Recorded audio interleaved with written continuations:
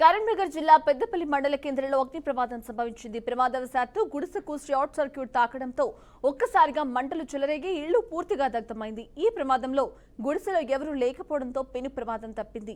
బోంపల్లి అనుబంధ గ్రామం మేరపల్లిలో ఈ ఘటన చోటు చేసుకుంది. బాధిత వృద్ధ మహిళ రాజమ్మకు చెందిన నగదు, బంగారం, వెండి కూడా అగ్నికి ఆహుతయ్యాయి. తాను నివాసం ఉండే గుడిసె కాలిపోవడంతో ఆ వృద్ధ మహిళ కన్నీటి మున్నీరుగా విలపించారు.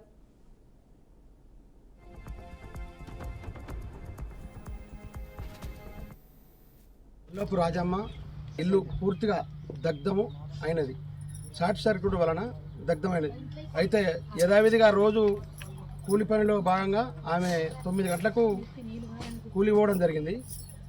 మీద పైకప్పు కవర్ తోటి ఆ తుంగతోటి ఉన్నది కాబట్టి ఆ షార్ట్ సర్క్యూట్ అయ్యి లోపల నుంచి ఒక్కసారి మంటలేసి పూర్తిగా దగ్ధమైనది.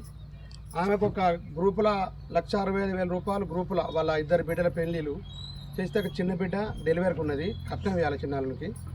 వాళ్లకు గవర్నమెంట్ తరఫు నుంచి ప్రస్తుత ఎమ్మెల్యే గారు కొంచెం చొరవ తీసుకొని వాళ్ళు పూర్తిగా గరీబులు కనుక వాళ్ళకి ఏం లేదు కనుక వాళ్ళ భర్త కూడా చనిపోయాడు కనుక ఎమ్మెల్యే గారు చొరవ తీసుకొని కొంచెం వాళ్ళకు నష్టపరిహారం తొందరగా కానీ ఇందిరా మిల్లు నష్టపరిహారం వచ్చేటట్టు ఆర్థిక సాయం చేసేటట్టు చేయగలరని బొంపల్లి గ్రామం తరఫున మాజీ సర్పంచ్ అయిన నేను, తిరుపతి, లక్ష్మయ్య, భూమయ్య, అంజయ్య